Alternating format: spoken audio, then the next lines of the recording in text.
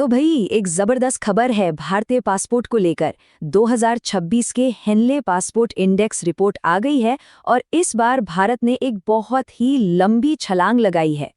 जी हाँ, पूरे 10 पायदान की छलांग। सुनने में तो ये एक कमाल की जीत लगती है ना?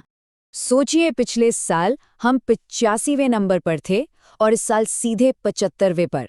ऐसी खबर सुनकर तो किसी का भी बैग पैक करके घूमने निकल जाने का मन कर जाए। पर एक मिनट रुकिए, क्या हो अगर ये जो रैंक है ये हमें पूरी कहानी बता ही ना रही हो। और यहीं पर इस कहानी में आता है एक बहुत ही दिलचस्प मोड़। देखिए, हमारी रैंक तो ऊपर चली गई, पर सच तो ये है कि दुनिया घूमने की हमारी आज़ादी वो असल में थोड़ी कम हो गई है। पिछले साल हम 57 देशों में बिना वीज़ा के जा सकते थे, लेकिन इस साल ये नंबर घटकर 56 हो गया है ना अजीब बात? तो सवाल ये है कि भाई ये हुआ कैसे? कम देशों तक पहुंच होने के बावजूद हमारी रैंक सुधर कैसे गई? चलिए इस पहेली को सुलझाते हैं और समझते हैं कि ये पूरा रैंकिंग का खेल आखिर काम कैसे करता है। देखिए, हेनले पासपोर्ट इंडेक्स का फंडा बड़ा सिंपल है। ये बस ये देखता है कि आपका पासपोर्ट आपको कितने देशों में बिना किसी तामझाम के एंट्री दिला सकता है। मतलब आप या तो बिना वीज़ा के या फिर वहां पहुंचकर वीज़ा लेकर कितने देशों में घूम सकते हैं। चलिए इसको एक क्लास के एग्जाम्पल से समझते हैं, बड़ा आसान हो जाएगा। मान लीजिए आपके एग्जाम में 90 मार्क्स आए हैं और वो उतनी ही है, लेकिन आपके कुछ दोस्त जिनके पहले 95 मार्क्स थे, उनके मार्क्स किसी वजह से घटकर 80 हो जाते हैं। तो क्या होगा? सीधी सी बात है, क्लास में आपकी रैंक अपने आप ऊपर चली जाएगी, भले ही आपने खुद कोई तरक्की ना की हो। बस भारत के साथ भी कुछ कुछ ऐसा ही हुआ है। हमारी रैंक इसलिए नहीं सुधरी कि हमें ज्यादा देशों में एंट्री मिली, बल्कि इसलिए क्योंकि कुछ दूसरे देशों का स्कोर हमसे ज्यादा गिर गया। तो ये तो हुई ऊपर ऊपर की बात। अब जरा डिटेल में देखते हैं कि हमारी वीजा फ्री लिस्ट से कौन से देश बाहर हुए और कौन सा नया देश इसमें शामिल हुआ। पहला झटका हमें लगा ईरान से। असल में वहां सुरक्षा कारणों, इंसानी तस्करी और नौकरी के नाम पर चल रहे फर्जीवाड़े के मामले इतने बढ़ गए कि उन्होंने भारतीयों के लिए वीजा फ्री सुविधा ही बंद कर दी। दूसरा देश है बोलिविया। अब यहाँ का मामला थोड़ा टेक्निकल है।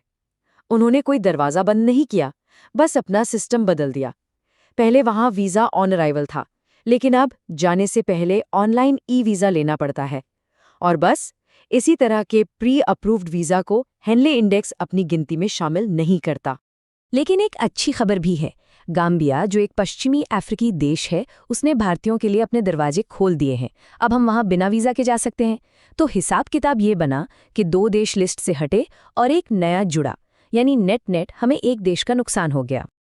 अब ये सब देखकर एक बड़ा और थोड़ा चुभने वाला सवाल दिमाग में आता है। दुनिया की 5वीं सबसे बड़ी अर्थव्यवस्था होने के बाद भी हमारे पासपोर्ट में वो असली वाली ताकत क्यों नहीं है, और हम इसे कैसे बदल सकते हैं? इसका एक सीधा सा जवाब है भरोसे की कमी। कई देश भारतीयों को वीजा फ्री एंट्री देने से आज भी हिचकिचाते हैं, और इसकी वजह भी हैं, जैसे कि अवैध तरीकों से विदेश जाने के मामले, वीजा खत्म होने के बाद भी वहीं रुके रहने वाले लोग, और नौकरी दिलाने के नाम पर होने वाले बड़े बड़े घोटाले।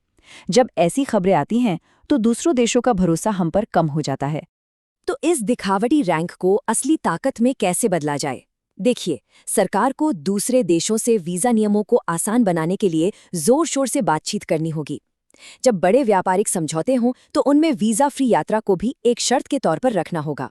और हाँ, अवैध तरीकों से विदेश जाने वालों पर सख्ती दिखानी होगी। साथ ही बायोमेट्रिक, ई पासपोर्ट जैसे नए सुरक्षा फीचर्स लाकर पासपोर्ट को और ज्यादा सिक्योर बनाना होगा।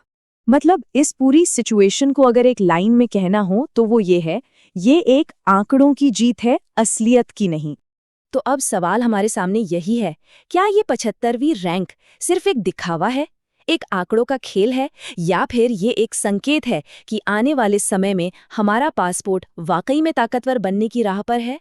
खैर, इसका जवाब तो अब वक्त ही देगा।